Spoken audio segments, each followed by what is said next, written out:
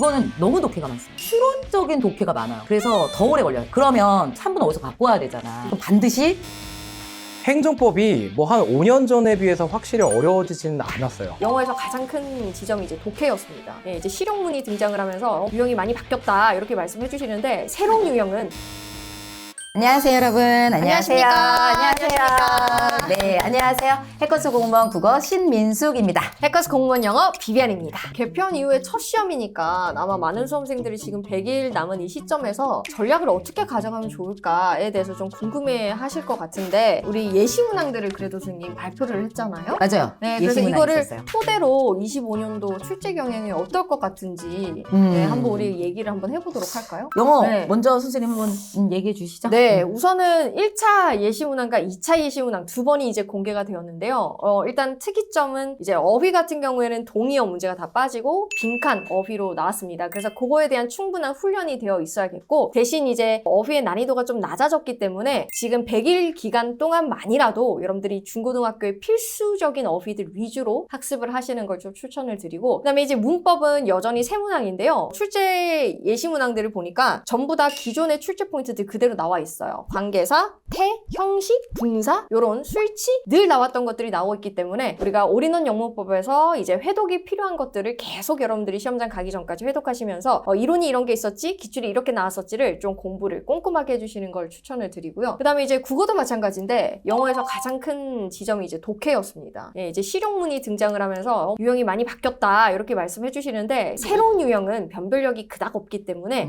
기존 어려운 유형인 순서 배열, 문장 삽입, 그리고 빈칸 이런 거 위주로서 여러분들이 약점을 좀 채워가는 100일의 기간이 되었으면 좋겠어요. 그건 좀 많이 변했죠. 그냥 기본 틀은 독해라고 생각하시면 됩니다. 네. 독해고 근데 문법이 없지 않아요. 이 문법 아예 없어졌어요 말씀하시는 분들이 있는데 문법이 있습니다. 문학도 있습니다. 근데 공부 방법이 다르다는 거지. 예전에는 그냥 문법 문제를 진짜 문법으로 냈어요. 다 암기해서 풀어야 되는 걸로 냈었어요. 근데 지금은 위에 지문을 줍니다. 그래서 이 지문을 보고 읽고 정보를 파악해서 아래 거를 해결하는 스타일로 주거든요. 그래서 지문을 활용한 문법 문제 이게 나온다는 얘기예요. 저희 독해는 어차피 물리적인 시간 확보가 굉장히 중요하거든요. 그래서 문법 같은 경우에는 내가 지문을 읽지 않고도 풀 수 있을 정도로 공부를 해놓으시는 게 맞습니다. 단 너무 심화적인 건 필요 없다. 이거 계속 안 나온다 이렇게 얘기하시는데 아니고요. 1차에도 두 문제가 세 문제가 나왔고요. 2차에도 한두 문제 나오고 있습니다. 솔직히 말해서 문학은 문법은 꼭 공부를 하셔야 되지만 문학 같은 경우는 읽고 풀 수 있을 정도예요. 단 개념 정도는 아셔야 돼요. 그러니까 용어를 좀 아시면 되는데 그 용어가 제가 한 권으로 끝 거기다가 수업해 놓은 게 있는데 2시간 정도면 끝나거든요. 너무 좋네요. 그것만 보신다고 한다면 독해 문제 푸는데 별 문제는 없을 겁니다. 네. 마지막으로 우리가 얘기할 수 있는 거 피셋형이 들어왔죠. 그래서 논리 파트라고 얘기를 할 수가 있는데 논리 파트는 7급을 해야 됩니까? 이렇게 물어보시는데 그러지 마세요. 그것도 과한 거 아닌가요? 과합니다. 첫 번째 시험이잖아요. 그래서 피셋 유형에서 가장 기본적인 것들, 풀 수 있는 것들 기호화시켜서 딱 풀 수 있는 정도거든요. 어느 정도의 선에서 끝나는지는 제가 이번에 이제 독해 그 논리 강화라고 해서 책이 나와요. 네, 책이 나왔어요. 그 안에 있는 것들만 반복해서 푼다고 한다면 충분히 가능합니다. 독해 문항이 좀 늘어서 우리 외선생님 엄청 큰 이슈가 있었잖아요. 맞아요, 예, 맞아요. 시간을 늘려줬어요. 맞아요. 10분이죠. 국어랑 그렇죠. 영어라고 거기 딱 써져 있어요. 네. 다른 과목에 배치하는 거 아니에요. 국어, 영어로 써져 있어서 네. 10분을 더 준다 이렇게 했기 때문에 맞습니다. 이거 굉장히 큰 맞아요, 거거든요. 맞아요. 이거에 의미를 좀 부여한다고 한다면 네. 독해가 는다. 문제 어떻게 출제할 것인가도 보여주지만 결과적으로는 점수 올라간다. 왜냐면 시간이 너무 부족했기 때문에 시간 싸움에서 어떻게 해야 될지 잘 몰라 하는데 10분은 어마어마한 거거든요. 그렇죠. 엄청 큰 거죠. 근데 네. 그걸 줬다고 한다면 이게 어느 정도 공부하시는 분들은 점수대가 괜찮을 거다. 그렇죠. 국어도 시간 많으면 이런 거 웬만하면 다 풀어요. 근데 이제 시간까지도 확보를 해줬다고 한다면 여러분들이 이거를 뭐 쉽게 보고 이건 쉬우니까 이렇게 하시면 안 되고 꼼꼼한 공부가 필요하다. 이런 거는 꼭 말씀을 드리고 싶습니다. 네. 사실 저는 이 시간이 늘려지기 전까지는 국어의 독해 비중이 너무 커져서 맞아요. 영어 20분 정도로 생각하고 우리가 공부해야 된다 막 이렇게 얘기했었거든요. 그래요. 네, 20분 플러스 마이너스 고마우신 분. 네. 왜냐면 아니 영어만 잘하면 뭐해. 그치. 그렇잖아요. 네. 화이팅! 그렇게 하려고 했는데 웬걸? 시간을 늘려주네? 그래가지고 이제 영어는 이제 한 25분에서 플러스 마이너스 2분 정도 생각하셔서 학습하시면 좋을 것 같다는 좀 여유가 생겼어요. 국어는 영어보다 더 심하잖아요, 개편이. 국어는 너무 독해가 많습니다. 추론 형식적인 독해가 많아요. 그럼 한 번 더 꽈서 생각을 해야 된다는 거기 때문에 그래서 더 오래 걸려요. 저는 한 28분에서 30분 정도는 네. 좀 우리가 가져가야 된다라고 네. 생각을 합니다. 그러면 3분 어디서 갖고 와야 되잖아. 그럼 반드시 한국사에서 갖고 오셔야 돼요. 네, 한국 선생님이 해주기로 약속하셨어요. 약속했어요. 네. 그러니까 한국사도 무시하면 안 된다는 게 맞아. 보자마자 기계적으로 푸실 수 있는 능력을 가져가셔야 그치. 이걸 저희한테 줘가지고 갈 수가 있는 거지. 거기도 막 하나하나씩 해석하면서 공부를 하고 근데 우리 쪽에 와서 이렇게 가시면 힘들다는 거예요. 그러니까 그렇죠. 한국사도 외울 거, 암기할 것들은 정확하게 외우셔야 돼요. 회독 관련된 얘기를 많이 질문하시거든요. 그래서 기출 회독 어떻게 해야 되나요? 혹은 몇 번을 해야 되나요? 이런 얘기를 많이 하십니다. 이 부분은 이제 국어부터 한번 말씀드려볼까요? 네. 국어는 회독하지 않습니다. 기출을요. 회독하지 않습니다. 어. 왜냐하면 비문학, 지문을 읽고 푸는 건데 그거 다 기억나요. 2번, 3번도 기억나고 다 기억납니다. 선지가 다 기억나요. 그럼요. 그렇기 때문에 옛날에 문법이라든가 이런 거라도 좀 있으면 되지만 지금 문법도 지문에서 정보를 주고 하는 거기 때문에 절대로 다시 회독을 하는 것들은 좋지 않아요. 단 이럴 수는 있죠. 시험 보기 바로 전날 처음부터 끝까지 쭉 한번 풀어보는 거야. 그런 것들은 할 수 있다 하더라도 이걸 뭐 2번, 세도 3번 회독한다라는 거는 전혀 의미가 없어요. 그럼 그거 하지 말고 새로운 문제집이 필요하다. 이렇게 되는 거거든요. 그러면 새로운 문제집 뭘 풀어요라고 하는데 약점 체크랑 같이 갈 수 있는 부분이거든요. 그래서 올해 제가 독해 강화, 문법 강화, 그 다음에 논리 강화 이 3가지 파트의 교재들을 다 냈어요. 수업도 다 했고 새로운 문제로 문제를 푸시면서 정리를 하시고 그 다음에는 20문제씩 모의고사 있는 거 이쪽을 새롭게 계속 문제를 푸셔야 되는 것이지 이거를 한 기출이라고 하더라도 이걸 놔두고서는 똑같은 문제를 계속 반복하는 거는 그거는 절대로 하지 않았으면 좋겠다. 이거는 우리는 암기 과목이 아니라 독해를 해야 되는 그 능력을 펼쳐야 되는 거기 때문에 그건 안 된다. 이렇게 말씀드리고 싶습니다. 네, 아마 이거를 여쭤보시는 게 이제 출제 경향이 바뀌었으니까 기존 게 아무 쓸모가 없냐 이런 식의 질문이신 맞아요. 것 같아요. 그럴 수도 근데 있어요. 영어는 아시다시피 어휘 그대로 나오고요. 문법 그대로 나오고요. 생활영어 그대로 나옵니다. 그리고 기존 독해 유형 그대로 나옵니다. 신유형이 좀 추가되었을 뿐이에요. 그래서 기출을 국어처럼 해독을 안 해도 된다가 아니고 기출은 반드시 하셔야 해요. 근데 그 중에서 우리가 출제 예상 문제랑 비교했을 때 출제 경향이 비슷한 문제가 있을 것이고 전혀 이제 이런 스타일은 안 나올 거다라는 문제 스타일이 생겼거든요. 근데 그거를 선별하는 것이 여러분들이 어려우실 수 있기 때문에 그건 제가 하는 일이죠. 그래서 기출의 모든 것이라고 하는 강의에서 필요한 문제들만 선별하여 여러분들이랑 같이 수업을 했습니다. 그 문제들은 여러분들이 문법이나 어휘나 표현 외우셔야 될 건 당연히 외우셔야 되는 거고요. 독해는 좀 여러분들이 푸셨을 때 논리 구조가 어려웠다라고 판단되어지는 것들 그런 것들만 정답으로 가는 근거 위주로서 보시는 정도면 됩니다. 그리고 나서 뭐 기출을 계속 뭐 이전 거까지 뭐 너무 옛날 거까지 다 찾아서 풀어보고 그럴 필요는 전혀 없다라는 점 말씀드리고 싶어요.